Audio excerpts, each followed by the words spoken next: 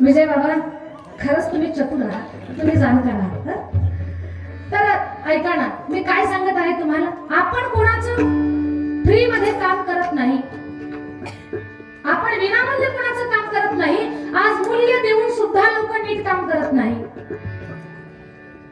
तोंडा मागितला पगार द्या, कामाची तासिका ठरवतात, सुट्टीचा वार ठरवतात, रजा त्याच्यात किती मिळतील ते विचारतात, बोनस विचारतात, ओव्हरटाईम केलं तर काय मिळेल म्हणतात. एवढं करून सुद्धा कामामध्ये प्रामाणिकपणा नसतो.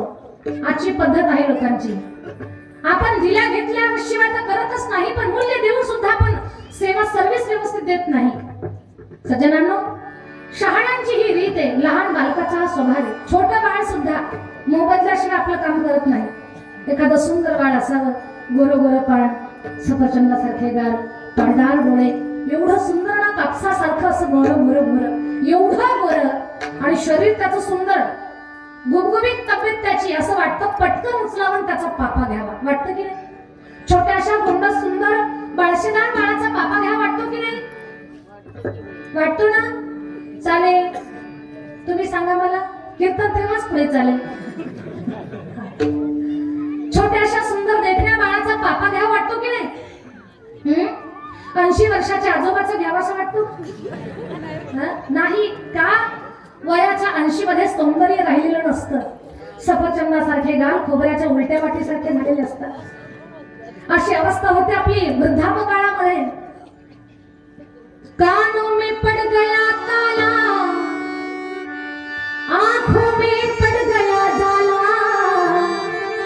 नाक से बहने लगा नाला, अब क्या करे. अशी अवस्था होते. त्यावेळेला आरशात आपलं तोंड आपल्याला पाहावंसं वाटत नाही. छोट्याशा बाळाचा पापा घ्या वाटतो का? सौंदर्य एकत्रित आलेलं असतं तिथे. सुंदर बाळाचा पापा घ्या वाटतो. आपण आवाज देतो, बाळा ये इकडे पापा दे. ते येतच नाही अलीकडे. बाळा ये ना, 10 वेळा 20 वेळा 30 वेळा बोलवा, येत नाही ते. मग त्याला रुपया किंवा चॉकलेट काहीतरी त्याला दाखवा, खेळणे दाखवा, एका मिनिटात पळत येतं. आपल्याकडून काय मिळतं ते हातात घेतं. चॉकलेट असेल, रुपया असेल, खेळणे असेल, हातात घेतं, नंतरच पापा देतं. म्हणजे त्या छोट्या बाळानं सुद्धा मोबदल्याशिवाय आपल्याला पापा दिलेला आहे का? नाही. लहान लेकराचा हा गुण आहे, शहाण्यांची ही रीत आहे, आणि जगाचा मालकाचा हा स्वभाव आहे. दादा, एखाद्या वेळेला गुण बदलतील, रीत बदलेल, रीती परंपरेमध्ये बदल होईल, पण माणसाचा स्वभाव काही केला बदलत नाही. मिरचीच्या झाडाच्या बुडाला साखरेचं कितीही पाणी होता, कितीही टाका पाणी, तरी पण तिचा कडवटपणा जाणार नाही का? तिचा तो स्वभाव, ना गुणधर्म आहे तो. मला काय सांगायचं आहे तुम्हाला, स्वभाव काही केला बदलत नाही. तसा जगाच्या मालकाचा हा स्वभाव आहे. हा दिल्या घेतल्याशिवाय कुणाचं काम करत नाही. त्याच्यावर नितांत प्रेम करणारी एक भक्त आहे. तसे अनेक भक्त आहेत, अनेक भक्त. पण महिला भक्तांच्या बद्दल थोडंसं सांगते. त्याच्यावर नितांत प्रेम करणाऱ्या महिला भक्त आहेत. थोडीशी तुम्हाला चुकवत घेऊन जाणार आहे. अशी एक भक्त आहे, अशी भक्त. आज धनंजय दादा आहेत म्हणून माझी पण इच्छा आहे थोडंसं गाण्याची. आपली ती पात्रता नाही, पण कुठेतरी एक इच्छा आहे की तुम्ही वाजवताय आता, मग मला थोडंसं गायचं आहे. एक भक्त अशी आहे की भगवंताचं ती भजन करते यात कमाल नाही. देवानं तिचं भजन करावं स्वतःच्या बासरीत. भगवंताची बासरी वाजवावी आणि ती बासरी वाजली की गोपिकांना भुरळ पडावी. अशा काही महिला भक्त आहेत. त्याच्यातली एक महिला भक्त की जिच्या नावाशिवाय किंवा जिच्याशिवाय कृष्ण चरित्र अपूर्ण आहे. भगवान श्रीकृष्ण परमात्माच्या चरित्राला सुद्धा जिच्या प्रेमामुळे पूर्णत्व प्राप्त झालं, अशी भक्त. नाव तिचं 2 अक्षरी आहे. सांगता का तुम्ही मला? राधा. राधा, या राधा नावामध्ये 2 काने आहेत, बरोबर ना? राधा नावाला काने किती आहेत? 2. त्या 2 कान्यामध्येच कान्हा लपलेला आहे. अशी असणारी राधा. ऐका, बाजे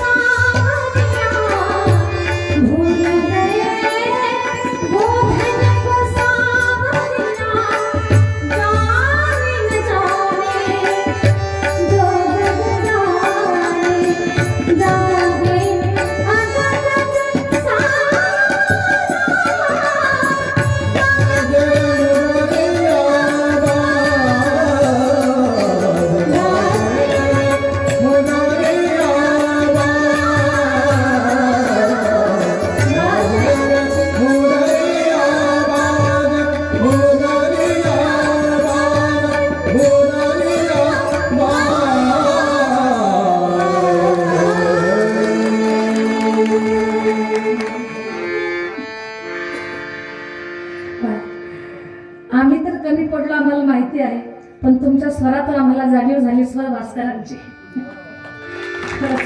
साठे महाराजांसाठी टाळी वाजवायचं. एक भक्त आहे राधा की भगवान कृष्ण परमात्माच्या प्रेमाला चरित्राला जिच्या शिवाय पूर्णत्व नाही अशी राधा. एक भक्त होऊन गेली. कोणती? एक राधा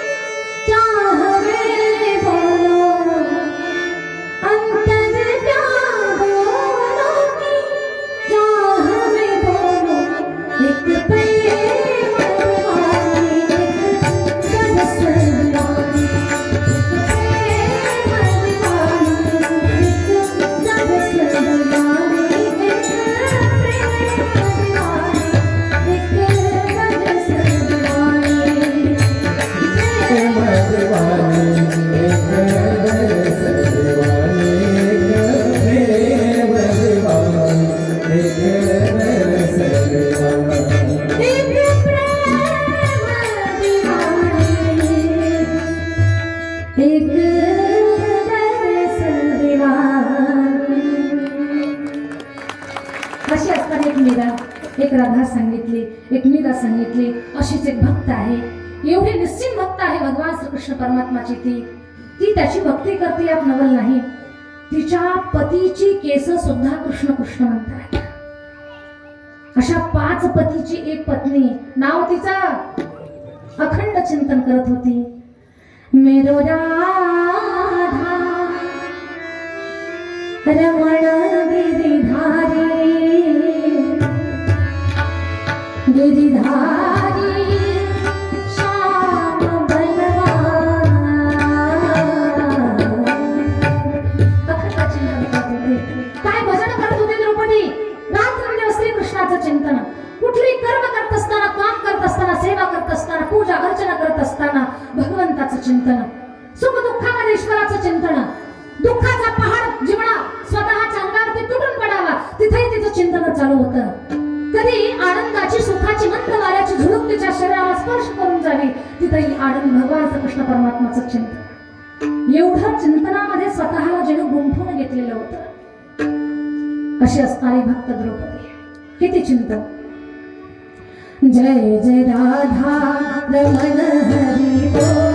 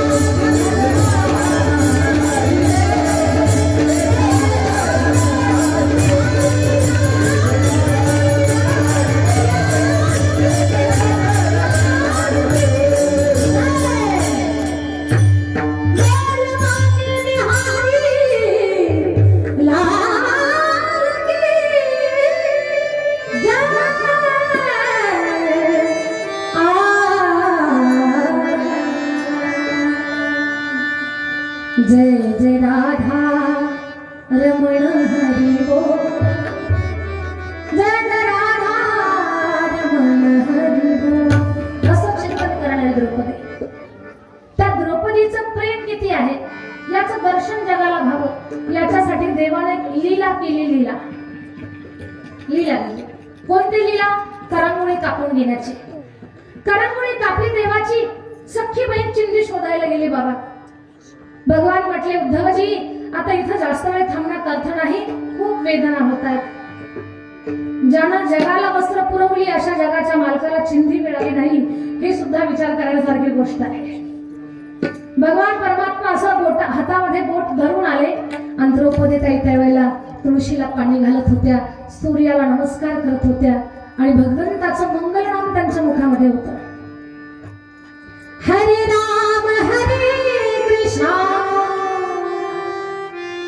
हरे राम हरे कृष्णा. चिंतन चाललेलं होतं. तुळशीला पाणी घालत होत्या. तेवढ्यात देवाचं बोट असं धरलेलं भगवान आलेले पाहिलं. आला एवढ्या सकाळच्या वेळेला तुम्ही आलात, काय झालं? बोलत असताना पाहिलं अर्ध अंग रक्तानं माखलेलं आहे. कन्हैया काय झालं तुमच्या बोटाला आणि अर्ध अंग तुमचं रक्तानं माखलंय? ताई माझी करंगुळी कापली ग. देवा अजून बोटाला काही बांधलं का नाही तू? द्रौपदी चिंधीच मिळाली नाही म्हणून तुझ्याकडे आलोय. आता वेदना सहन होत नाहीत, माझ्या बोटाला चिंधी बांध ना. उद्धवजी म्हणतात, द्रौपदी ताई बोलण्यात वेळ घालवू नका, पटकन भवनामध्ये जा, चिंधी घेऊन या. सुभद्रा ताईला 2 तास लागले, चिंधी सापडलीच नाही, मिळालीच नाही, तुम्ही 4 तास घालवताल.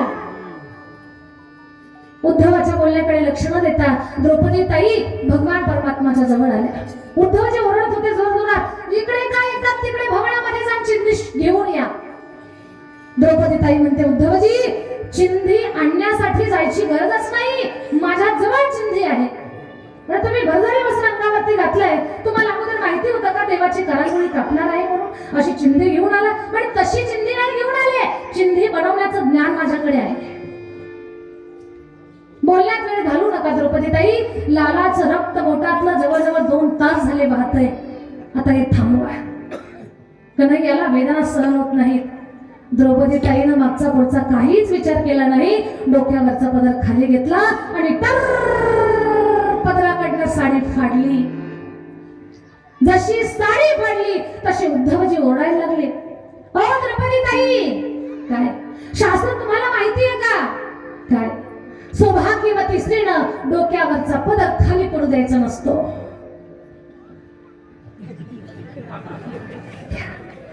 घ्या मी सांगते म्हणून घ्या, कीर्तन संगीपर्यंत घ्या. सौभाग्यवती स्त्रीनं डोक्यावरचा पदर खाली पडू द्यायचा नसतो, पदराकडनं साडी फाडायची नसते. सौभाग्याला धोका आहे या क्रिया जर आपण केल्या तर. द्रौपदी म्हणते काय, उद्धवजी मला पदराचं खूप ज्ञान आहे, मला माहिती आहे की सौभाग्यवती स्त्रीनं पदराकडनं कधी साडी फाडायची नसते, तरीही मी फाडली. फाडलं तर कपाळाच्या कुंकुवाला धोका आहे. पण उद्धवजी माहिती आहे मला आणि तुम्हाला सुद्धा माहिती आहे, जे माहिती आहे त्याची आठवण करून देते. ज्याच्यासाठी पदर फाडला ना त्याच्या हातामध्ये आहे कपाळावरचं कुंकू, किती दिवस जिवंत ठेवायचं ते त्याच्या हातामध्ये आहे. पण घाबरले नाही मी कशाला. केली पदराची चिंधी, गुंडाळली बोटाला लालाच्या. देवाचं अंतकरण गहिवरून आलं. काय प्रेम आहे माझ्या द्रौपदीचं माझ्यावरती. याला प्रेम म्हणतात. शुद्ध, सात्विक, निखळ, सोजवळ, निर्विकार प्रेम की ज्याच्यामध्ये कुठल्याच प्रकारचा विकल्प आणि विकार नाही. असं प्रेम द्रौपदी भगवंतावर करत होते. पण या माझ्या द्रौपदीच्या अंतकरणात आणखी किती प्रेमाचा साठा दडलेला आहे हे भगवंताला आणखी जाणून घ्यायचंय. भगवान म्हणतात, द्रौपदी तू साडी फाडायला नको होती, उगीच फाडली तू साडी. का गं एवढी सुंदर साडी फाडली? एवढी भरलेली साडी फाडायला नको होती. किती मौल्यवान साडी आहे, अगं किती महागडी साडी आहे, का फाडली तू? द्रौपदी म्हणते काय, भगवान मी तुझ्यासाठी साडी फाडली यात अजिबात नवल नाही. देवा तुझ्या जर कामी यायचं असेल ना, या साडीची आम्हाला अजिबात किंमत नाही. साडीच काय, प्रसंगाला आम्ही आमच्या शरीरातल्या नसा काढून सुद्धा तुझ्या बोटाला गुंडाळू. या साडीची काय कथा आहे देवा, काय प्रेम आहे. काय म्हणतात, प्रसंगी नसा सुद्धा काढून तुझ्या बोटाला गुंडाळू. एका हिंदी भाषिक संतानं फार गोड सांगितलंय. द्रौपदी ताई म्हणते, भगवान यदि काम आवे आपके, भगवान यदि काम आवे आपके तो काढ़ दूं नसों को, ये तो रेशम के धागे हैं, वो भी साधारण, न दुल्हन के जोड़े हैं ना दुल्हा के बागे हैं. हे साधारण वस्त्र आहे लाला, याची काही किंमत नाही. आम्ही आमच्या शरीरातलं रक्त नस हाड सुद्धा तुला अर्पण करायला आम्ही घाबरणार नाही. भगवंताचं मन भरून आलं, डोळे पाझरले आणि डबडबले आसवांनी आसव पुसत भगवान म्हणतात, द्रौपदे तुझ्या प्रेमानं रडवलं ग मला, काय प्रेम आहे तुझं. पण नाही ग, आणखी तिच्या मनात काय आहे हे जाणून घ्यायचंय. हे ऐकलं तरी समाधी लागेल माणसाला, बरं अंतःकरणातून ऐकल्यावर लागेल, भाव जागा होईल तुमचा. भगवान म्हणतात, द्रौपदी ताई एवढी छान साडी तू फाडायला नकोच होती, नव्हती फाडायला पाहिजे एवढी छान साडी बाबा. काय म्हणते द्रौपदी ताईला भगवान, ही छान साडी तू फाडायला नको होती. माझ्या द्रौपदी ताईने उत्तर काय दिलं, लाला खरं सांगू तुला, मी खरं खरं सांगते, मी साडी फाडलीच नाही. भुवया उंच करायला लावणार हे वाक्य आहे. काय म्हणतात द्रौपदी ताई, मी साडी फाडलीच नाही लाला. हे द्रौपदी थट्टा करतेस ना, साक्षीला चिंधी अजून माझ्या बोटाला आहे, तुझ्या पदराची चिंधी झाली आणि तू म्हणते साडी नाही फाडली, खोटं बोलते मला. कन्हैया पदराची चिंधी झाली, तुझ्या बोटाला गुंडाळली, पण मी नाही फाडली. नाही फाडली, मग पदराची चिंधी झाली कशी.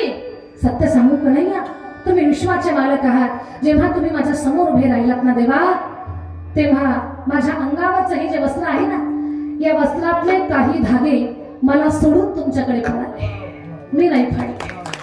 ते मला सोडून तुमच्याकडे पळाले. जे तुमच्या करांगोळीला लागले लाला, ते भाग्यवान ठरले, जे माझ्याजवळ राहिले ते अभागी ठरले. काय सांगितलं महापुरुषांनी. एक संत म्हणतात, भगवान मैंने नहीं फाड़ा चीर. काय म्हणते द्रौपदी ताई, भगवान मैंने नहीं फाड़ा चीर, पीर देख कर अधीर हो. पीर यानी प्रियतम भगवान. पीर देख कर अधीर हो, धागे ही स्वयं नाथ, चीर छोड़ भागे है. ओ धागे है अभागे, जो बढ़े नहीं आगे, भाग उन्हीं के जागे, जो उंगली पे लागे है. तेच भाग्यवान ठरले जे करंगुळीवर लागले, ते अभागी ठरले जे माझ्याजवळ राहिले. आणि भाग्यवान तेच आहेत जे आज कीर्तनाला बसले. अभागी ते ठरले दादा जे गोधडे घेऊन झोपले. विठ्ठल विठ्ठल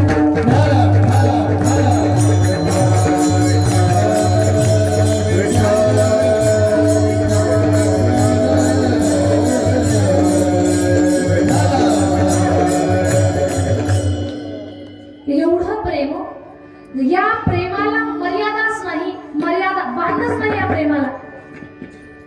अमर्याद प्रेम करणारी द्रौपदी, पण या द्रौपदीवर ज्या ज्या वेळेला संकट आली, देवानं तारलं तिला, पण अगोदर घेतलंय. हजारो वस्त्र दिली, पण घेतली होती चिंधी. दुर्वासासारख्या आलेल्या ऋषींना जीव घातलं, पण अगोदर भाजीचं पान खाल्लं, तेव्हा जीव घातलं. म्हणजे यानं एवढा प्रेम करणारी द्रौपदी अशी भक्त असताना सुद्धा तिला सख्या बहिणीपेक्षा जास्त मानतोय. मानलेल्या बहिणीवर प्रेम आहे त्याचं, तरीही तिचं मोबदल्याशिवाय काम केलंय का नाही, हे मला पटवून द्यायचं तुम्हाला.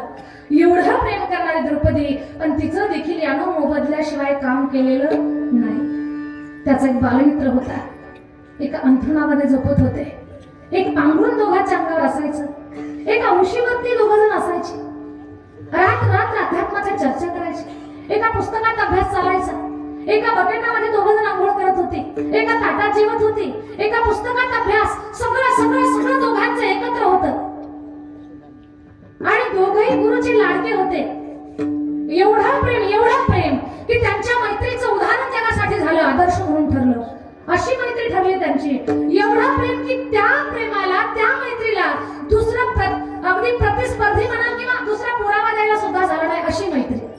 पण सांगू तुम्हाला, एवढं मित्रत्व असताना सुद्धा तो मित्र जेव्हा याला भेटायला आला ना, त्या मित्राची गरिबी पाहून यानं सोन्याचं नगर दिलं आणि खूप मोठी जाहिरात केली यानं, सोन्याचं नगर, सोन्याचं नगर. पण आमचे संत थांबतात कुठे. संत म्हणतात, भल्या माणसा तू दिलं सोन्याचं नगर रे, पण मूठभर पोहे घेतलेले विसरलास का. त्या मित्राचं नाव आहे सुदामदेव. सुदामा ब्राह्मण बुद्धी झाली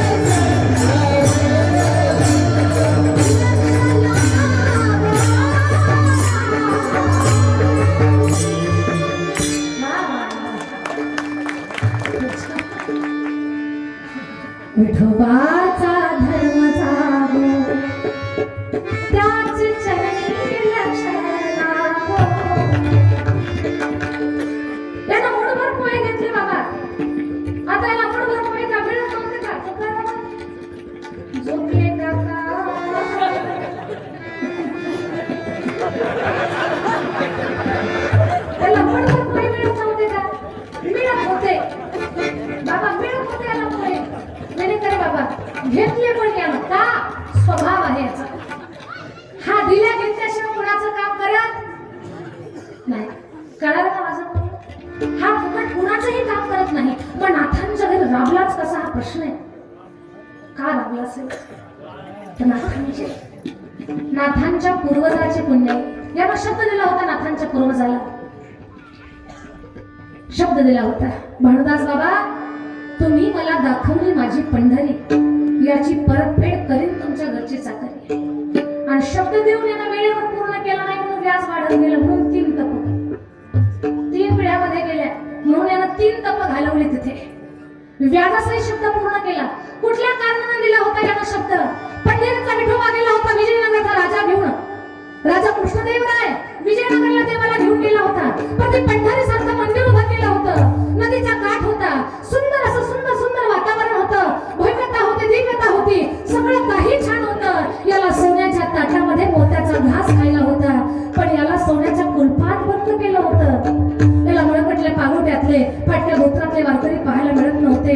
याचा सुद्धा जीव कासावीस होत होता, पण राजाची सुद्धा भक्ती तेवढी होती, म्हणून याला पंढरपूर सोडावं लागलं होतं. पण इकडे हा पंढरपुरातून गेल्यापासून घरातून वारकरी उल्हासाने निघत होते, चंद्रभागे स्नान करत होते, रावणाकडे निघाले, कळस पाहिला, आनंद होत होता. जसा भारत प्रवेश केला तसं म्हाताऱ्या वारकऱ्याच्या खोल गेलेल्या डोळ्याच्या खोबण्यातून आसू वाहत होती आणि अंबरडा फोन रडत होते. विटेला पहावं आणि रुखमाईच्या चरणाला मिठी घालून रडावं. माई, या पंढरीचं सौभाग्य कधी घेऊन येणार आहात? आणा तुमच्या पती परमेश्वराला. वयोवृद्ध वारकरी देवाच्या दर्शनासाठी मी तरसलेले आहे, कुणाकुणाचा प्राण कंठाशी आलेला आहे. माते, देवाला आणण्याची ताकद तुमच्यामध्ये आहे. वारकऱ्याला बोलावं रुखमाई मातेनं, मी लक्ष्मी आहे, परमेश्वराची अर्धांगिनी रुखमाई आहे मी.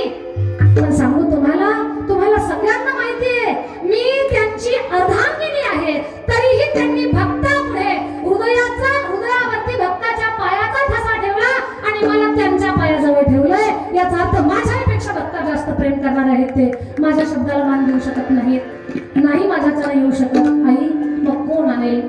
सांगू तुम्हाला, भानुदास बाबा नावाचा एक महात्मा, जिथे धर्मपीठ आहे, जिथे न्याय केला जातो असं प्रतिष्ठान नगर आहे, त्या पैठण नगरीला जा आणि भानुदास बाबांना विनंती करा की देवाला घेऊन या म्हणून. बाबा निघालेच होते पंढरपूरला. बाबांची सुद्धा वारी होती, वारकऱ्यांचा जमाव करून चालले होते, आनंदात होते, उल्हासात होते, मुखामध्ये भजन होतं. चला हो चला हो पंढरी जाऊ, चला पंढरीची जाऊ, जीवाच्या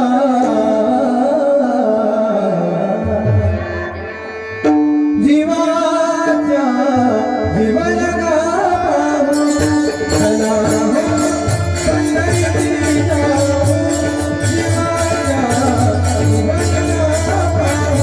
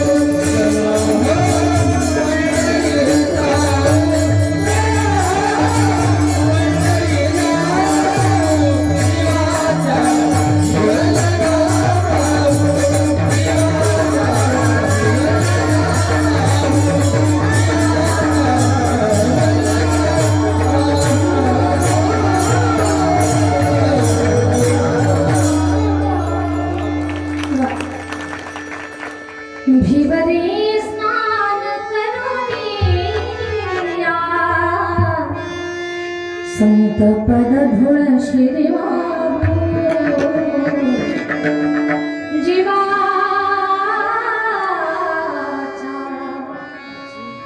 जीवलगा पाहू. चला हो पंढरी जाऊ, पंढरपूरला सगळे वारकरी निघाले होते. पंढरपूर जवळ आलं दादा. जसं पंढरपूर जवळ आलं, देवाच्या मंदिराचा कळस पाहिला, तिथली भाग्यवान झाडं पाहिली, ती पांढरी धूळ पाहिली. काय आनंद झाला आनंद बाबांच्या मनामध्ये. आणि चंद्रभागा जशी डोळ्याला दिसली, काय आनंद. त्या चंद्रभागेच्या वाळवंटामध्ये मोजका वारकऱ्यामध्ये सुद्धा भरदास बाबांना गर्दी दिसली. एवढी गर्दी. संत भाग पंढरीत, संत भाग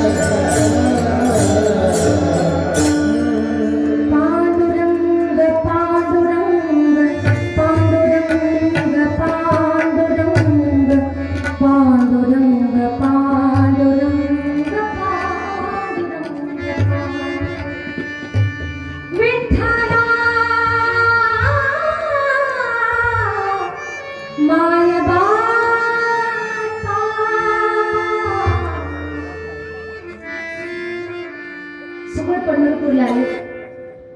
चंद्रभागेचं स्नान केलं, विटेवर देव दिसला नाही.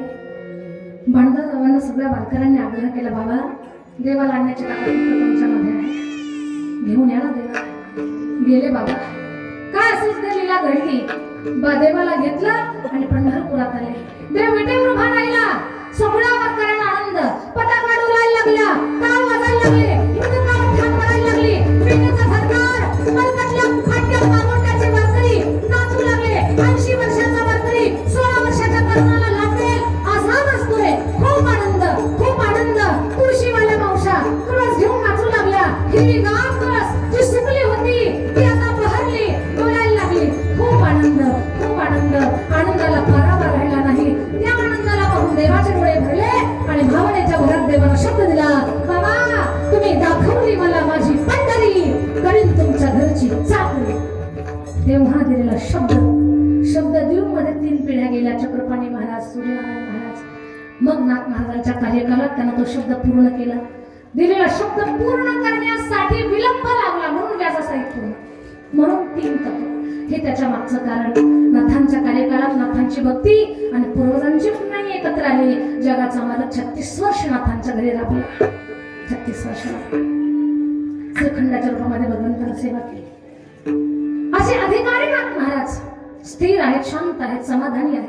प्रपंच परमार्थ दोन्ही ठिकाणी यश त्यांना आहे. अशा नाथांच्याकडे एक साधक आलेला. नाथ बाबा तुमचा प्रपंच आणि परमार्थ दोन्ही गोष्टी सफल आहेत. आम्ही तर परमार्थात शून्य आहोत, पण प्रपंच सुद्धा मनासारखा होत नाही. आमची व्यवहारातली लौकिक आवड पूर्ण होण्यासाठी आम्हाला काय करावं लागेल? नाथ बाबा म्हटले, देवाला जे आवडतं ते करावं लागेल. ज्या दिवशी देवाला जे आवडतं ते कराल ना, त्या दिवशी देव तुमची आवड पूर्ण करेल. काय आवडतं देवाला?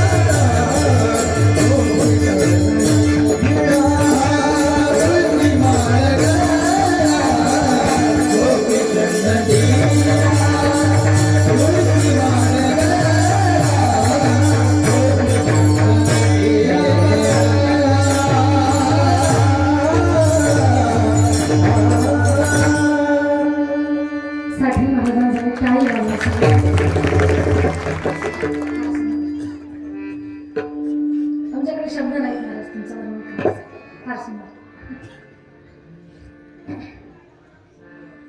पहिलं चरणनाथ महाराज सांगतात, काय आवडतं देवाला? आवडे देवासी तो ऐका प्रकाश. काय आवडतं देवाला? नामाचा उच्चार रात्रंदिवस. देवाला नामाचा उच्चार आवडतो. पण अभंगाच्या सुरुवातीचा पहिला शब्द आवड हा शब्द फार महत्वाचा आहे, कारण या आवड 3 अक्षर शब्दाभोवती माणसाचं आयुष्य फिरतं शेवटपर्यंत. माणूस जे आवडतं ते करायला जातो. आवड पूर्ण होत नाही हा भाग वेगळा, पण माणूस आवडीनुसार जगण्याचा प्रयत्न करत असतो. प्रत्येक माणसाच्या जीवनाला कुठेतरी आवडीची झलक लागलेली आहे. आवड पूर्ण करण्यासाठी माणसाचा अट्टहास प्रयत्न असतो. आता वैयक्तिक प्रत्येकाची आवड सांगायला गेले तर आवडीमध्ये खूप दिवस निघून जाते. वर्गवारी आवड सांगू आपण. लहान लेकराला काय आवडतं, महिलांना काय आवडतं, पुरुषांना काय आवडतं, संताला काय आवडतं, देवाला काय आवडतं. लहान बालकाला काय आवडतं? खोड्या करणं हा लहान लेकराच्या आवडीचा विषय आहे. छोट्याशा बाळाला खोडे कर म्हणून सांगण्याची गरज नाही. इकडे कीर्तन चालत तरी तिकडे आवाज येतोय आपल्याला. हा त्यांच्या आवडीचा विषय आहे. त्यांना ते आवडतं, ते खोड्या करण्याचं काम करतात. पण आपलीच लेकरं खोड्या करतात मावशांना, असं अजिबात नाही बरं. झोपल्या काका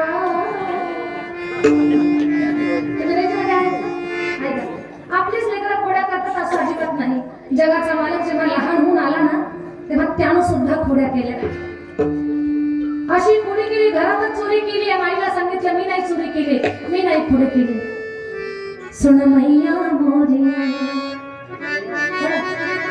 मैंने नहीं मारा मैया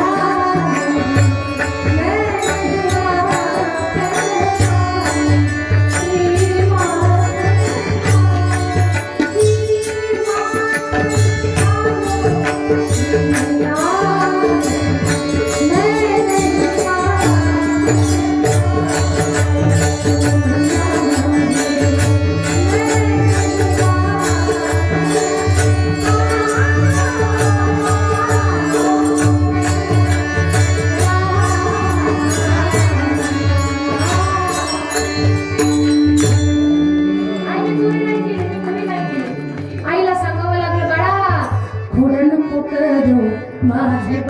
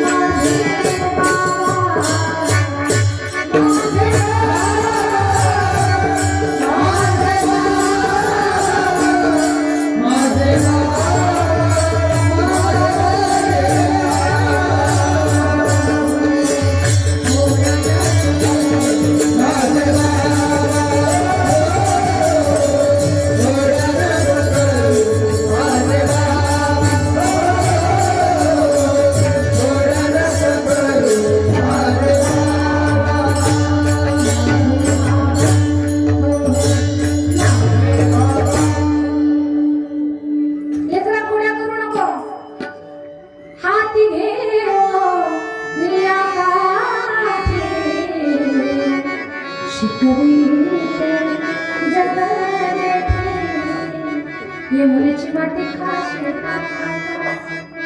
हा बरोबर आहे बाबा थोडे नको करू माझे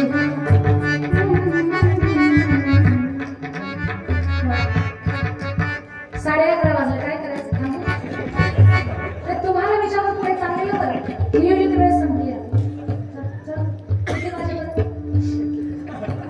महिला मंडळ थोडा वेळ आणखी आणि मग समाप्त. लहान लेकराला पुढे करायला आवडतं ही लेकराची आवड झाली. आमच्या महिला मंडळाला काय आवडत आहे याचा विचार कधी केलाय? सुंदर साडी, सुंदर मेकअप आणि सोन्याचे दागिने ही आमच्या महिलांची आवड आहे. सोन्यासाठी जीव काढून ठेवायची तयारी. एवढं सोनं आमच्या महिला मंडळाला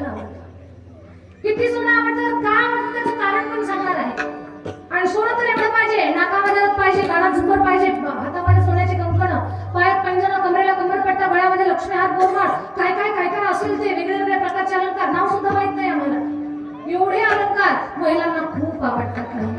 सोन्याचे दागिने आमच्या महिलांची आवड आहे आणि सोन्यासाठी सणाची सुद्धा किंमत नाही. एक उदाहरण सांगा मी तुम्हाला. युट्यूबला खूप लोक ते उदाहरण सर्च करतात.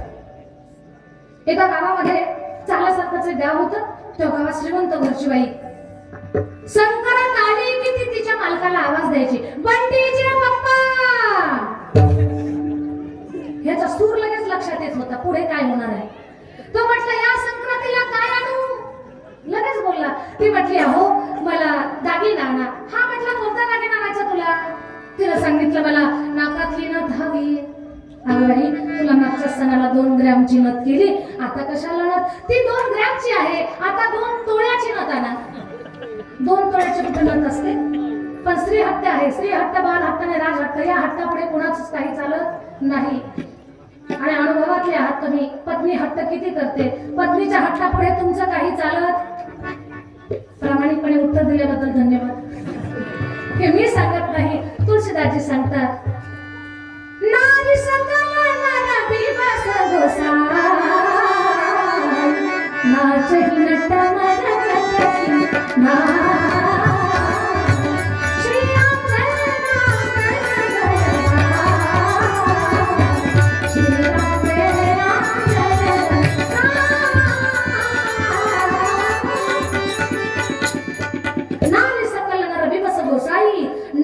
नट मर कटकी ना. स्त्री हट्ट बाल हट्ट राज हट्ट पुढे चालत नाही. ती म्हटली, मला 2 तोळ्याची नथ पाहिजे म्हणजे पाहिजे. हा म्हटला, पुढच्या सणाला घेतलं तर नाही चालणार का? ही म्हटली, एवढा मोठा महिलांचा सण आणि पुढच्या सणाला काय करायचं? पुढच्या सणाला जगते का मरते माहिती नाही मला, आताच पाहिजे 2 तोळ्याची नथ. हट्ट धरला. आता पहा, याने विचार केला, नाही म्हणावं तर तोंडावर शेतीतलं काम आले नाही. ऊसाची लागण, परत कांद्याची लागण, कांद्याला पाणी भरणं, त्यातलं तण काढणं काम आहे. जर आता नाही म्हणावं तर ही गिराईक आपल्याला काहीच काम करू लागणार नाही. म्हणून त्यानं काय केलं, म्हटलं जाऊ द्या, या वर्षाच्या कांद्याचे पैसे हिच्या नाकात म्हणजे हिला देऊ आपण. गेलं त्यानं 2 तोळ्याची नथ केली, घेऊन आलं. काय आनंद झाला, काय आनंद. अख्ख्या गावामध्ये मालकाचं भजन. मी म्हणते, मालकानं नथ घेतली तर बाईनं गावभर भजन केलं. ज्यानं नाक दिलं त्याचं जर भजन केलं असतं तर असंख्य अलंकार मिळाले असते दादा. जीवनाचा अलंकार झाला असता, आयुष्याचा अलंकार बनला असता. नथनी दी यारने सुमिरत बार बार, नथनी दी यारने सुमिरत बार बार, अरे नाक दिया जिस यार ने उसको भूल गई नार. ही विचार करण्यासारखी गोष्ट आहे. बाई गावभर भजन करत होती. आमच्या बंटीच्या पप्पानी तिनं मला 2 तोळ्याची नथ आणली. 2 तोळ्याची. महिलांना आश्चर्य वाटायचं, नथ काही 2 तोळ्याची नसते. आता हिनं नथ नाकात घातली, अगोदर आपल्या मालकाला दाखवली. बंटीचे पप्पा, कशी दिसते हो नथ? त्याच्या लक्षात आलं गणित चुकलंय. नाक आकडं झालं, नथ मोठी झाली. आखूड नाकाला नाक तरी मोठं असली पाहिजे की नाही? आखूड नाक तर आधी छोटं बुटकं, त्यात आखूड आणि त्यात काळं चपटं. कशी दिसत असेल बरं ना, थोडा विचार करा. पण तेवढ्या ते नाक पुढे फुगवायची आणि म्हणायची, कशी दिसते सांगा ना. ह्याच्या लक्षात आलं, म्हशीचं नाक टोचल्यासारखं झालं. आता नाही काहीतरी बोलावं तर आपली जेवणाची पंचायत होऊन जाईल. सणासुदीला हिला रडणं पण चांगलं नाही. मग गंमत काय ऐकणार, तिला तिनं घेतली, सगळ्या महिलांना दाखवली. गल्लीतल्या सगळ्या बाया बोलावल्या. 25 वर्षाच्या काळात तुला हिनं कुणाला चहा सुद्धा पाजला नव्हता. पण सगळ्या बोलावल्या, चहा दिला. चहा द्यायची, नथ दाखवायची. पहा आमच्या बंटीच्या पप्पानं काही सुंदर नथ आणली हो मला. आणि महिला पण एवढ्या कठीण ना, चहा पीपर्यंत माझ्या बाई काय लक्ष्मी सारख्या दिसतात, काय सोन्यासारख्या चमकतात तुम्ही. ती काळी होती बरं, एवढी काळी होती, ढेकळा टाकली तर ओळखू येणार नाही. एवढी काळी, तीही पिवळी नथ तिच्या नाकात सोन्याची. आता तिला म्हणायचे, काय सुंदर दिसतात, काही लक्ष्मी सारख्या दिसतात, नक्षत्रासारख्या दिसतात तुम्ही, नथ घालून सांगा तिला या असं तोंडावर म्हणायच्या. आणि चहा पिऊन घराच्या बाहेर पडल्या की म्हणायचे, बाई दुसरी म्हैस. दुसरी म्हैसची. म्हशीच्या नाकात व्यसन घालतात ना, तशी हिला नथ दिसत. दुसरी म्हणायची, म्हैस कमी, हे तर भुत्ताडच दिसत. असं तिच्याबद्दल बोलायच्या. चहा पीपर्यंत कौतुक करायच्या, बाहेर आले की चर्चा करायच्या. पण हिला काय माहिती घरामध्ये काय चर्चा चालली. हिला चांगलं वाटायचं, खूप छान वाटायचं. उद्या संक्रांत, अगोदरच्या दिवसापर्यंत हिनं नथीचं प्रदर्शन केलं. संध्याकाळी कशात नथ टाकली तिला लक्षच नाही.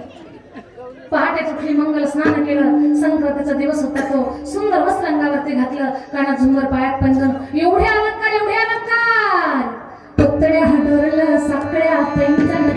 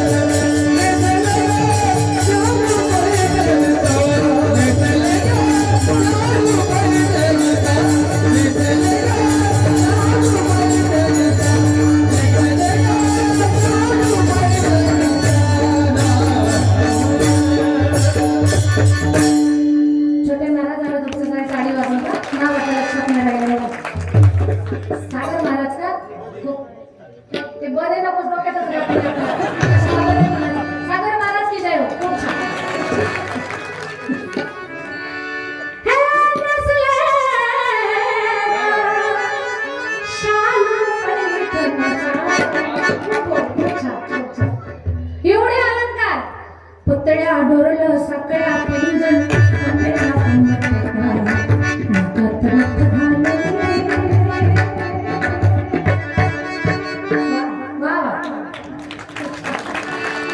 नाकात नथ घालून सजली ती. फक्त नथ घालायची राहिली होती, नथच सापडा. तर सगळा डब्बा पाहिला, जुन्या अलंकाराची जागा पाहिला, नथ सापडा बाबा. कपाट पाहिलं, कपडे पाहिले, बेड पाहिलं, सगळं सगळं तिनं घर हुंडाळलं, पण तिला नथ काही सापडली नाही. बेचैन झाली.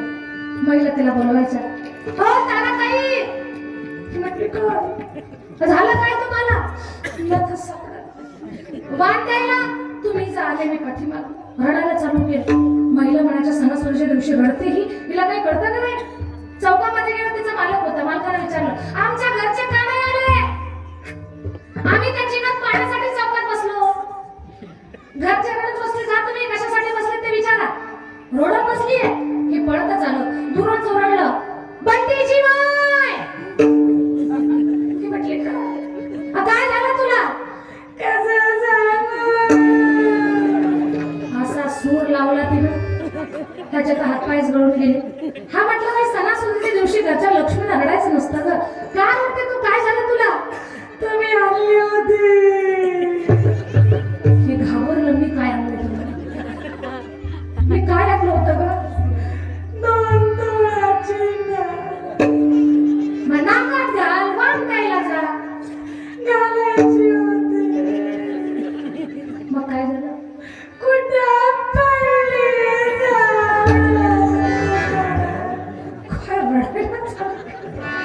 कुठं पडली ते सापडेना. हा म्हटलं, मिळत नाही, मी शोधू लागतो, पण रडतेस कशाला ग? अगं, सण तुझा आहे, वर्षातून एकदा येणारा आनंदाचा सण, लक्ष्मीचा सण, आणि तू रडतेस. तू या घरची लक्ष्मी, रडू नको, शोधू लागतो. हे शुगरचं पेशंट होतं. सकाळपासून उपाशी लागलं होतं हिनं. चहा सुद्धा दिलं नव्हतं, पण नथ शोधू लागलं. चक्रा येऊन पडलं. 2-3 वेळा हिनं उठवलं पाणी टाकून, शोधा नथ शोधली. नथ काही मिळे ना. हा म्हटलं, एक काम कर, वाण देण्याचा मुहूर्त होऊन चाललाय.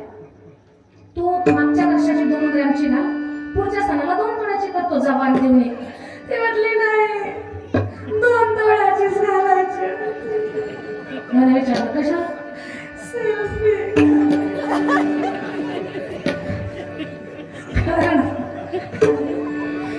सेल्फी काढायची होती तिला. हा म्हटलं, बाप रे, हे प्रकरण एवढ्या लांब पोहोचलं होतं, माहित नव्हतं याला. हा म्हटलं, तू रडू नको ग. आणि रडणं हे सुद्धा एक शस्त्र जर त्यांच्या हातात. रडलं की तर 50% खलास, पुढे बोलू शकत नाही. मग पुढे बोलताच येत नाही. रडणं पाहिलं की महिलांचं. माझा आईला रडायला लागल्यानंतर तिचा पती म्हणतो, रडू नको तू, रडू नको. फोन लावला सोनार आम्हाला, न तयार ठेवा, 2 तोळ्याची आलोच मी. मग तो फोन ऐकला, तिला चहा करायला लागलो. चहा करते मी, तुम्हाला चहा घेऊन जा. गॅस पेटवला, पातेलं ठेवलं, पाणी टाकलं, दूध टाकलं, चहा पावडर टाकली, त्याच्यात साखर टाकायची होती. साखरेचा डबा खाली घेतला, झाकण उघडलं, आतमध्ये हात घातला. उंजळवरून साखरेवर काढली. गंमत सांगते तुम्हाला, त्या साखरेमध्येच तिची नथ आली आणि ती नथ पहिल्यांदा जोरात चिरकली, पण तिचे पप्पा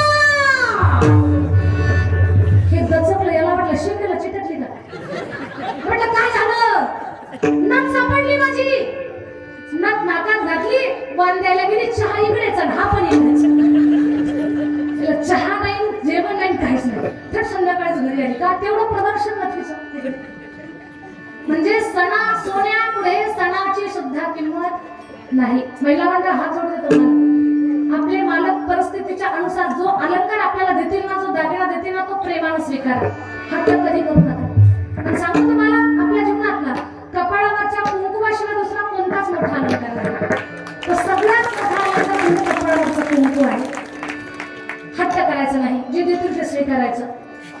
बरोबर आहे ना. खाता का माझी शपथ. असं हट्ट करू नका. आणि दादा बाबा काका अजिबात टेन्शन घ्यायचं नाही. यांनी हट्ट केल्यानंतर करायचं काय. कीर्तन संपल्यानंतर कीर्तन संपल्यावर सांगते त्यांनी जर हट्ट केला तर काय करायचं. महिलांच्या आवडीचा विषय काय. सोनं. पण आमच्याच महिलांना आवडतंय का. बसवे दादा, स्त्रियांना सोन्याची आवड ही खूप निसर्गतः आहे. निसर्गतः जी साक्षात लक्ष्मीचा अवतार होती, राजा जनकाची मुलगी, राजा दशरथाची सून, राजा रामाची पत्नी, भविष्यातल्या राजकुमारांची राजमाता, जी जगाला धनाचा वाटप करते, अशी सीता माता जेव्हा वनवासामध्ये होती तेव्हा तिने सुवर्ण मृगाला पाहून तिला सुद्धा आशा निर्माण झालेली सोन्याचं हरण मिळावं. एवढं सोनं प्रिय आहे. लक्ष्मीला सोन्याच्या हरणाचा मोह निर्माण झाला. आणि रामाला म्हणते काय, स्वामी मज आणून द्या हो हरिण अयोध्या नाथा.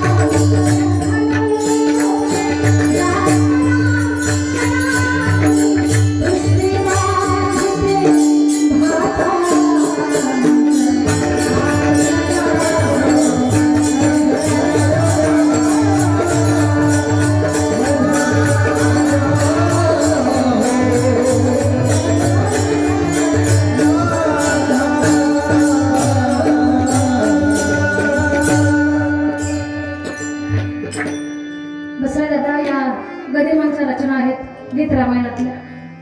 आणि मी स्वतःला कधी कधी भाग्यवान समजते. खूप ग्रामीण भागात माझा जन्म झाला. बीड जिल्ह्यात चकलंब गावी माझा जन्म झाला. पण गुरु असे मिळाले ब्राह्मण कुटुंबातले की ज्या घराण्याला ख्याल गायकाची सवय होती गाण्याची ग्रामीण भागात. तशी गुरु मिळून ते गीत रामायण करतात. वाल्मिकी रामायण खूप आपलं तुळशी रामायण आता खूप प्रचलित आहे. पण वाल्मिकी रामायण करणार जे करतात असे पाहण्यातले महाराष्ट्रातले फक्त माझेच गुरु आहेत असं मला वाटतंय बरं. आणि अशा गुरुची मी फक्त एकटी शिष्य आहे, दुसरा शिष्य सुद्धा नाही त्यांचा. खूप लहानपणापासून कळत नव्हतं तेव्हापासून ते मला टू व्हीलरवरती घेऊन जायचे रामायणाला मागे साथ करायला. युट्यूबला आहेत त्यांचे कार्यक्रम. आता खूप थकले आणि त्यांच्या गळ्यामध्ये त्यांच्या कंठामध्ये ते रामायणातली पदं ऐकले ना माणूस थोडंसं भारावून जातं. तर ती नाही तर गदिमांची पदं एवढी सहजासहजी कुणी जात नाही. ते गदिमा लक्षात सुद्धा येत नाही, त्या वाटेवरही कुणी जात नाही. पण एवढ्या ग्रामीण मध्ये असताना सुद्धा तो स्पर्श आम्हाला झाला. ती गुरुवर यांची कृपा आहे आमच्या. जिथं सीता माता सांगता समय एवढं सुंदर आहे नाही. किती किती मृगाचे लक्षण मी त्यागन, त्या मृगास धरणे अशक्य तेसे मज साथी मोडिले आपण शांतर धनु जा पराक्रमाने पृष्ठी बांधते बाधा मज आणून द्या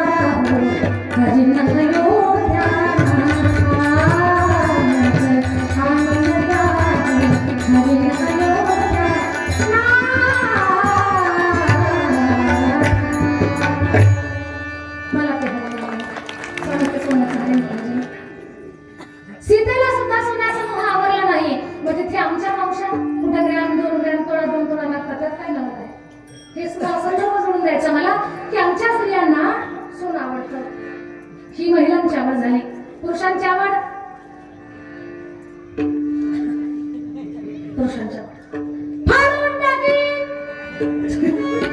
कापून खाईन. कुठे? फक्त चौकात बसल्यानंतर. आणि घरात आल्यावर म्याव. चालतलं काही सांगत नाही मी आमच्या तिकडचं सांगते. अजून थोडा वेळ थांबायचा, कशाला दुश्मनी बोलायची. पुरुषांची आवड शौर्य आणि चातुर्याचा गप्पा करायला आवडतात आम्हाला. पण दादा शौर्य चातुर्य म्हणतात कशाला? चरित्र पहा कुणाचा, ज्यांच्यामुळे आज आपल्या गळ्यात माळ, गळ्यात टाळ, भाडावर हुक्का, भाडावरती कुंकू, आपल्या गळ्यात तुळस, मंदिरावर कळस, महिलांच्या नाकात नाथ आणि पुरुषांच्या ओठावर मिशी, ज्यांच्यामुळे आहे असे छत्रपती शिवाजी महाराज. त्या छत्रपती शिवरायांच्या चरित्राचा अभ्यास करा. अरे शौर्य आणि चातुर्य म्हणतात कशाला ते कळेल तुम्हाला. शौर्य आणि चातुर्याचा पोवाडा किंवा ती चरित्रगाथा म्हणजे छत्रपती शिवाजी महाराज. हे बोलायला आवडतं आपल्याला, पण ज्यांच्या वास्तवात आचरणात होतं ते म्हणजे छत्रपती शिवराय. पुरुषांची आवड सांगितली. माझे संतांची आवड, माझ्या जीवीची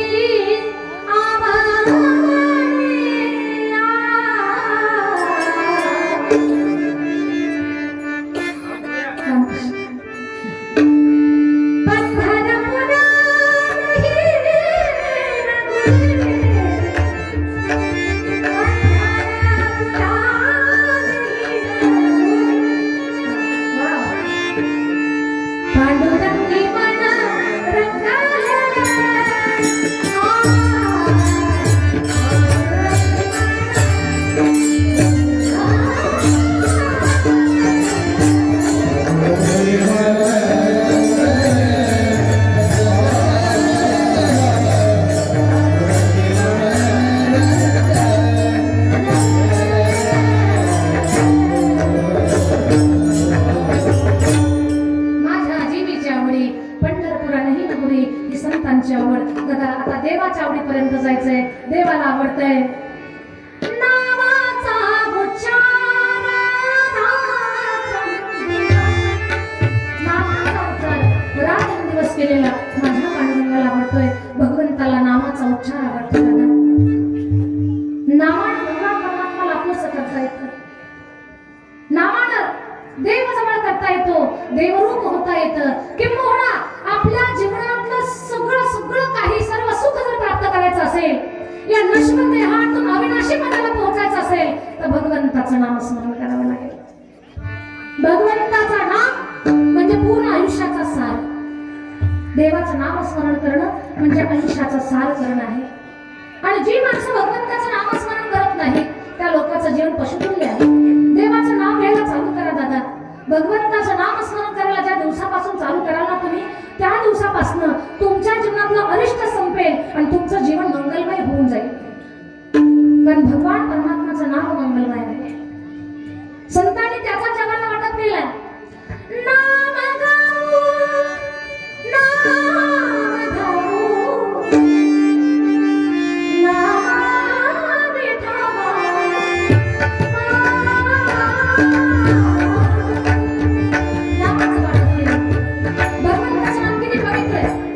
किती गोड आहे. अमृताहुनी गोड नाम तुझे नाम हे मंगलकारी आहे, नाम कल्याणकारी आहे, नाम जीवाचा वेडा पार करणार आहे, आपल्या जीवनात अरिष्ट संपवणार आहे. नामानं आपल्याला उंची प्राप्त होते. हात जोडून क्षमा मागून सांगते दादा तुम्हाला, तुम्ही आता 12 वाजत आलेत, 9 वाजल्यापासून तुम्ही बसलेला आहात. तुम्हाला 3 तास थांबवण्याची ताकद ही माझ्यात नाही, ही भगवंताच्या नामात आहे. त्याची प्रचिती आहे. पण 3 तास आमच्या तुम्ही बाहेर पडलेलं नाम तुम्ही ऐकावं. भगवंतानं तुम्हाला ऐकण्यासाठी प्रवृत्त केलं, बसवलंय. माझ्यापेक्षा वयस्कर लोक आहात, तर तुम्ही आमचं काय ऐकून येता? त्याला कारण सुद्धा भगवंताचं नाव आम्ही आमच्या मुखात धरलं ना, त्याच्यामुळे आम्हाला ते मूल्य प्राप्त झाले. आमची योग्यता नाही. आम्ही अगदी भारी गाड्यामध्ये फिरावं आणि तुम्ही आमच्यासाठी अगोदरच फोन करून विचाराल, ताई जेवायला काय करायचं? तुम्हाला आवडेल ते करतो आम्ही, तुम्हाला लागेल ते देतो ताई, तुमच्या कामात आम्ही मदत करतो, सहभागी होतो. हे मूल्य एवढी किंमत का प्राप्त झाली? दादा बीड जिल्हा आणि हा पुणे जिल्हा अंतर खूप आहे. इकडे खूप अंतर आहे. इकडे गुणवानही खूप आहेत, इकडे ज्ञानवान खूप आहेत. का माझी माऊली इथे येऊन बसलेले आहेत. खुर्चीची कमी नाही, तरी तुम्ही मला एवढ्या दूरवरून बोलावलं. मध्ये जिल्हा गेलाय, एक जिल्हा मध्ये क्रॉस करून पार करून मी आले, तिसऱ्या जिल्ह्यामध्ये प्रवेशले. हे कोण घेऊन आले मला इथे? तर त्याचं नाव घेते म्हणून मला घेऊन आले तुम्ही.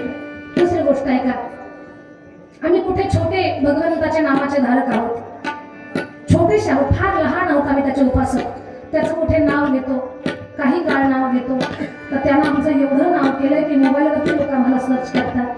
तुम्हीही जर त्याचं नाव घेतलं तर नक्कीच तो तुमचं नाव मोठं विख्यात करेल. हा त्याच्या नावाचा महिमा आहे. लोकांनी मला नावानिशी ओळखावं, ही ताकद कशाची आहे? त्याचं नाव आम्ही आमच्या ओठावरती ठेवलं, त्याचं कारण आहे की तुम्ही आम्हाला नावानिशी ओळखता. त्याचं नाव घेतलं की नाव होतं दादा. नाव होण्यासाठी जाहिरातीची गरज नाही, नाव घेण्यासाठी या तोंडानं योग्य जाहिरात करा भगवंताच्या नावाची, तुमचं कल्याण झाल्याशिवाय राहणार नाही. आणि सांगू तुम्हाला, आता मला संपवायचंय, मला जास्त लांबवायचं नाही. आता शेवट सांगायचा, जो अभागी व्यक्ती मनुष्य देह धारण करून या पृथ्वीवर जन्माला आला पण भगवंताचं नाव घेऊ शकत नाही, अशा अभाग्याबद्दल सांगते ऐका. जो भगवंताचं नाव घेत नाही त्या माणसाचं जीवन जीवन नाही. पशु काय पाप पुण्य जाणती, उत्तम मध्यम भोग भोगिती. खाना पिना सुख से सोना पशूंच्याही जीवनामध्ये आहे, मग त्याच्यातून पशुत फरक नाही. कुणा? जो देवाचं नाव घेत नाही त्याच्यामध्ये. जे देवाचं नाव घेत नाही त्या माणसाचं जीवन म्हणजे फळ न लागलेल्या झाडासारखं आहे. ज्याच्या तोंडाला देवाचं नाव येत नाही त्याचं जीवन दूध आटलेल्या गायीप्रमाणे आहे. ज्याच्या तोंडाला देवाचं नाव येत नाही, महिला मंडळ, त्या माणसाचं जीवन म्हणजे पाणी न लागलेल्या विहिरीसारखं आहे. ज्याच्या तोंडाला देवाचं नाव येत नाही त्याचं जीवन म्हणजे दिवा न पेटवलेल्या मंदिरासारखं आहे. ज्याच्या तोंडाला देवाचं नाव येत नाही त्या माणसाचं जीवन म्हणजे दात तुटलेल्या हत्तीप्रमाणे आहे. काढूनचा तो नाही का संपवणार आहे मी आता. ज्याच्या तोंडाला देवाचं नाव येत नाही त्याचं जीवन पंख छाटलेल्या पक्षाप्रमाणे आहे. ज्याच्या तोंडाला देवाचं नाव येत नाही दादा, त्याचं जीवन सौभाग्य हरवलेल्या स्त्रीप्रमाणे आहे. आणि ज्याच्या तोंडाला देवाचं नाव येत नाही दादा, त्याचं जीवन वेशेच्या मुलाला बापाचं नाव सांगता येत नाही, तसं त्याचं जीवन आहे दादा. ऐकायला अवघड वाटतंय पण सत्य आहे. सिखांचे धर्मगुरु गुरु नामदेव सांगतात, पंछी पंख बिना हत्ती दंत बिना नारी पुरुष बिना बेशा पुत्र पिता बिना हेरा वैसे भजन बिना सुमिरन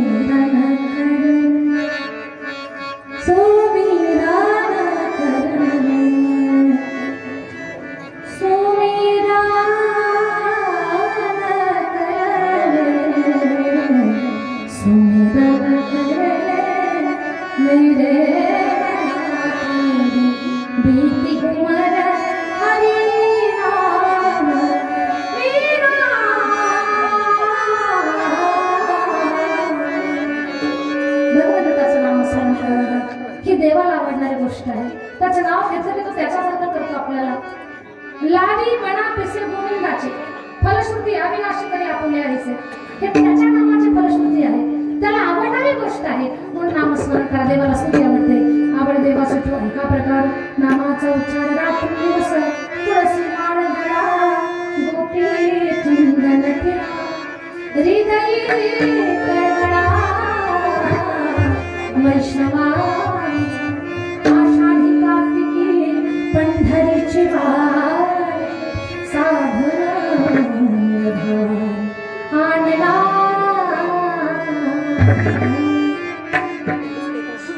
एका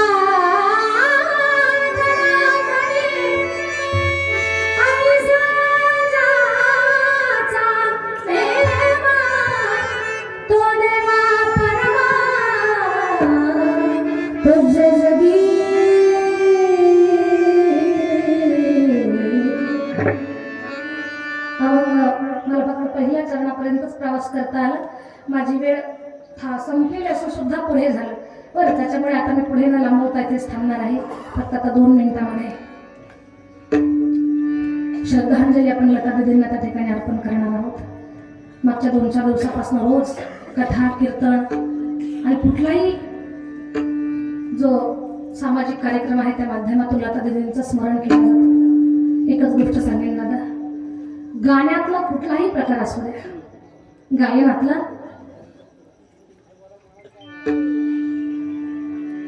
संगीत क्षेत्रामध्ये गायनामधला कुठलाही प्रकार असू द्या, ज्या त्या गाण्याला ज्या त्या ढंगानं ज्यांच्या गळ्यानं गायलं ते भारतातलंच नाही जगातलं एकमेव नाव म्हणजे लता दीदी मंगेशकर. आणि आपण भाग्यवान आहोत की दीदींचा जन्म भारत देशामध्ये झाला, त्याही पेक्षा भाग्यवान आहोत दीदींचा जन्म महाराष्ट्रात झाला. आपण भाग्यवान लोक आहोत की उभ्या जगानच काय आसमंतानं सुद्धा त्या गोड गळ्याचा आनंद घ्यावा, निसर्ग सुद्धा डोलावा ज्यांच्या गोड गळ्यावरती. एवढा सुंदर आवाज. दीदींनी काय गायलं नाही, लता दीदींनी अभंग गायले. आज सुंदर ते ध्यान जर चालू झालं तर हे सुंदर ध्यान त्या खंड पडणार आहे का? जोपर्यंत चंद्र सूर्य नाही, जोपर्यंत महाराजांच्या अभंग आहे तोपर्यंत चंद्र सूर्य, आणि तोपर्यंत दीदींचा कंठ तसा गळा नाही तयार होणार आता, पण ती चाल ते स्वर प्रत्येकाच्या कानामध्ये घुमते. सुंदर ते दार उभे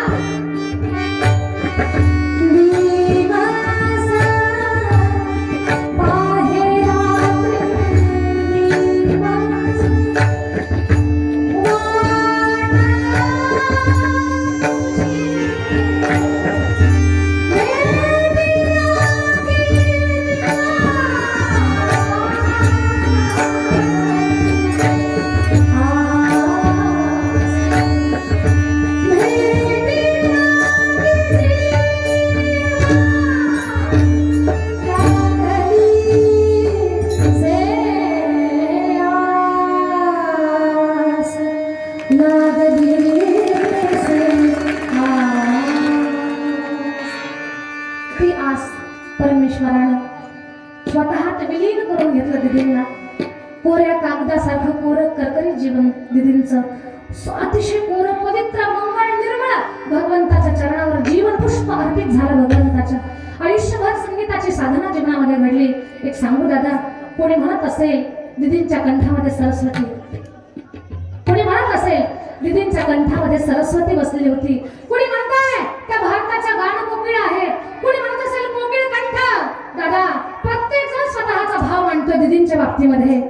पण म्हणजे दादा, तुम्ही जवळून दिदींना अनुभवले. आज आम्ही तुमच्याशी बोलताना असं म्हणतो आणि दिदींशी बोलतो, हा भाव आमच्या मनात ठेवतो आम्ही आज. आणि मी तुमच्या जवळ बोलेन त्या सगळ्यांच्या साक्षीनं. कुणासाठी दिदी सरस्वती कंठ असतील, कुणासाठी दिदी कोकिळ कंठ असतील, कुणासाठी गान सम्राज्ञी असतील, कुणासाठी काय असेल, कुणासाठी गंगेसारखा गळा असतील. माझं मन सांगतंय, माझ्या अंतकरणातला भाव सांगते, दिदी या साक्षात सरस्वतीचा अवतार होत्या. साक्षात सरस्वती होती. पण हयातभर माणसाला कळत नसतं, तशातला भाग झाला. दिदी गेले हे कळलं, मग माझी बुद्धी कळायला लागली की दिदी होते आपल्यामध्ये. असा आवाज इतिहासात झाला नाही, भविष्यात होईल का नाही सांगता येत नाही. पण दिदींच्या आवाजाची तुलना जगात कुणी करणार नाही, असा आवाजच निर्माण होणार नाही. मग असा आवाज, हा दिव्य अलौकिक प्रभावशाली, मनात घर करणारा, दुःखिताचं दुःख हलवणारा, मनाला हलकं करणारा हा कोकिळ कंठ, हा स्वर, ही वीणेची झंकार, हा सप्तसुरांचा आविष्कार त्या कंठातून कसा बाहेर पडला, हे मनुष्य निर्मित नाही, या देव निर्मित नाहीत, या साक्षात देव आहेत. या सरस्वतीचा अवतार आहे. या सरस्वतीनं 92 वर्ष भारत देशामध्ये जन्माला सेवा केली. या सरस्वतीनं, जगदंबेनं, या परांबेनं, सरस्वतीनं लता या रूपामध्ये अवतार धारण केला आणि 92 वर्ष या मातीची सेवा केली, आपल्या कंठानं सेवा केली. आज कळतंय ती साक्षात सरस्वती होती. आज समजतंय, आज कळालं सरस्वती. आणि ती सरस्वती या जगाला एवढं दान देऊन गेली, एवढं दान देऊन गेली. आणि याच्यातून एक उदाहरण आहे, गळा सुद्धा माणसाला अमर करू शकतो. गळा सुद्धा माणसाला अमरपणापर्यंत घेऊन जाऊ शकतो, पण तो गळा पवित्र असावा. दिदींना मी सरस्वतीची उपमा का दिली? त्यांचा कंठ पवित्र तर आहेच, त्यांचा कंठ गोड आहे, पण कधीतरी आठवा दिदींचं राहणं कसं होतं. शांत, साधं, सरळ, स्मित, गोड, मधुर, मवाळ. आणि दुसरं, दिदींच्या अंगावरती जेव्हा पाहिलं आम्ही व्हिडिओमध्ये, पांढऱ्या वस्त्राशिवाय दुसरं वस्त्र दिसलं नाही. आणि पांढरं वस्त्र हे सरस्वतीच्या वस्त्राचं प्रतीक आहे. हे सरस्वतीच्या, त्या सरस्वतीने हंसावर बसून गायन केलं. याही सरस्वतीने असं गायन केलं की उभा आसवंत, जोपर्यंत जगाचा श्वास आहे, जोपर्यंत जगाचा श्वास आहे, त्या श्वासातून लता दिदी हे नाव हुंकारातून बाहेर पडल्याशिवाय असो. दिदींचं एक अजर अमर गाणं, त्यातून पंडित जवाहरलाल नेहरूंच्या देखील, स्वर्गीय आपले जे होते पंतप्रधान, त्यांच्या देखील नेश्रूतून अश्रू वाहिले ज्यांच्या नेत्रातून, असे एक गाणं. त्याची फक्त एकच लाईन गाते, वेळ संपली, पण आमच्या साठे बाबांचा आग्रह आहे म्हणून म्हणते आणि सेवा पूर्ण विराम देते. माझ्या सेवेला प्रयत्न आहे आमचा प्रयत्न आहे हा.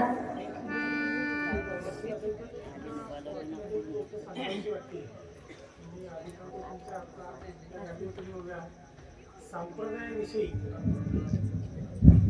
आपल्या वारकरी संप्रदायाविषयी लता दिदींना काय प्रेम होतं, काय आदर होता. आता हा विषय निघाला, इथं दुःखद घटना घडली. आज ती स्वर कोकिळा, स्वर सम्राज्ञी आपल्या देशाचं, संगीताचं आणि सगळ्या जगाचं कौतुक होतं ते. परंतु मी अनुभवलेला आपल्या माऊलींच्या संजीवन समाधीचा 700वा सोहळा, 92 सालचा विषय असेल तो. दिदींनी आता 4 वेळा सांगितलं की जवळीक लाभले. त्यावेळी लता दिदी तिथे उपस्थित होत्या आळंदीमध्ये, आणि त्या तंबूमध्ये जायला कोणालाही परवानगी नव्हती. जे सिक्युरिटी सगळी. आतमध्ये जेव्हा गेलो तिथं दर्शन घेतलं, 2 महारथी अशा होत्या तिथं, एक दिदी आणि एक स्वर्गीय कवयित्री शांता शेळके. ह्या 2 हस्ती तिथं बसलेल्या होत्या. मी भगवंताचं लाख म्हणजे जन्मजन्म घेतलं तर फक्त त्याच्या सेवेतच मिळावं. आणि अशा 2 सरस्वत्यांचं दर्शन तिथं झालं महाराज. आणि मी जेव्हा नमस्कार केला त्यांना पायावर डोकं ठेवून, तेव्हा शांताबाईंनी स्वतः दिदींना भगवंतासमोर जे घडलंय ते सांगतोय, कारण सांगावं असं वाटतं की तुम्ही इतके छान सगळ्या गोष्टी आज मांडल्या संप्रदायासमोर. शांताबाईंनी लता दीदीने सांगितलं की दीदी, नमस्कार करणारे कलाकार या आधीच्या गोष्टी असतात की कोणी येतं असं नमस्कार करतात, देव लांबूनही करतात. पायावर डोकं ठेवून जो नमस्कार करतो तो संप्रदाय फक्त वारकरी, याचा आपल्याला अभिमान असावा. ही मी आखोदेखी माझ्या गोष्ट, म्हणजे मी तिथं जेव्हा पाया पडलो दिदींच्या आणि शांताबाईंच्या, तेव्हा शांताबाईंनी दिदींना सांगितलं. त्यामुळे आता हा विषय इतका जवळून आला, महाराज आहेत, आपण आहात सगळे ज्येष्ठ श्रेष्ठ मंडळी आहेत, त्यामुळे सांगावं वाटतं की आपला संप्रदाय किती उच्च पातळीचा आहे. वारकरी संप्रदाय सारखा दुसरा संप्रदाय नाही. रामकृष्ण हरी. माफी मागतो मध्ये बोलण्यासाठी 2 मिनिटं वगैरे. तुमचा अनुभव ऐकून आम्हाला सुद्धा खूप आनंद झाला. तुम्ही दर्शन घेतलं पण आमच्या डोळ्यासमोर चित्र उभं केलं तुम्ही, म्हणून तुमच्यासाठी काय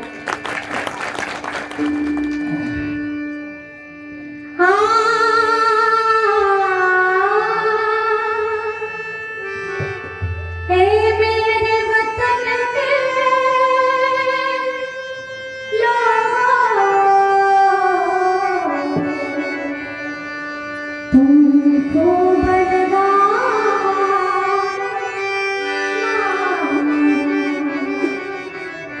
यह शुभ दिन है हम सबका, लहरा तिरंगा परम तनुरो सीमा पर वीरों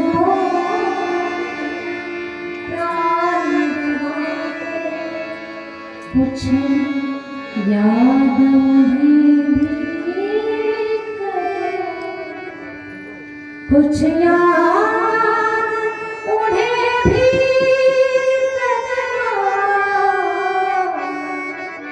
जो लौट के घर ना आए, जो लौट के घर ना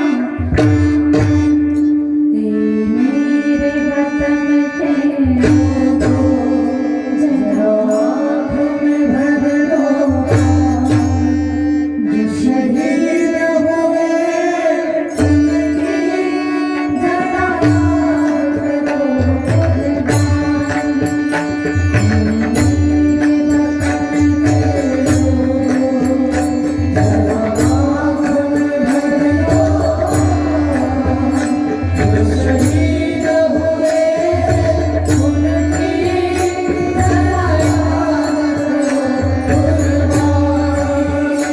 जब आनंद हुआ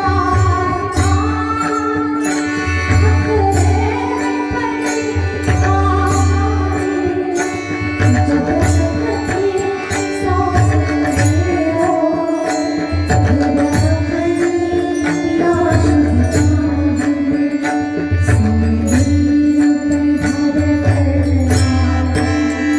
सो गए वीर बलिदान, जो शहीद हुए हैं उनकी, जरा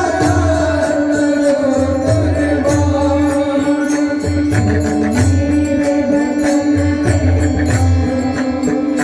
जरा आँख में भर लो जो शहीद हुए उनकी, जरा याद करो कुर्बान। जय हिंद की सेना, जय हिंद, जय हे गीत ज्यांच्यामुळे अमर झालं अशा लता दीदी आज आपल्यामध्ये नाही. अशा शारदा स्वरूप सरस्वती रूप असणाऱ्या लता दीदी यांनी जगाचा निरोप घेतला. त्यांच्या चिर आत्म्याला शांती लाभावी आणि पुन्हा आम्ही सर्व भारतीयांनी मिळून भगवंताला प्रार्थना करावी. आम्ही वारकरी संप्रदायाची उपासना करणाऱ्या आमच्या सगळ्या बांधवांनी प्रार्थना करावी, देवा लता दीदींना जन्म घाल आणि पुन्हा भारताच्या मातीमध्ये घाल आणि पुन्हा महाराष्ट्रातच जन्माला येऊ दे देवा, ही प्रार्थना देवाला करायची आहे. 2022 हे जे वर्ष आहे किंवा आत्ताचा हा महिनाभराचा काळ आहे डिसेंबर आणि आता हा जानेवारी, कारण आपण 2 महान हस्तींना गमावलंय. स्वर्गीय लता दिदी मंगेशकर गाणं वेगळं आणि अनाथाची माय सिंधुताई सपकाळ. रंजल्या या गांजल्याची सिंधू आई होती, साक्षात माय होती. त्या माईला खरवलंय आणि आपण गळ्याच्या देवतेला खरवलंय. या दोन्ही चिर आत्मशांती लाभावी ही भगवंताच्या चरणी प्रार्थना करते. माझ्या वाणीला पूर्णविराम देते. भगवंताचं नाव घेतल्यानंतर जीवन पवित्र होते आणि मग ते जीवन, ती वाणी, तो देह पवित्र करण्यासाठी थोडीशी अंगावरची गोधडी बाजूला सारून दोन्ही हात उंच घेऊन प्रेमानं भजन करायचं आहे.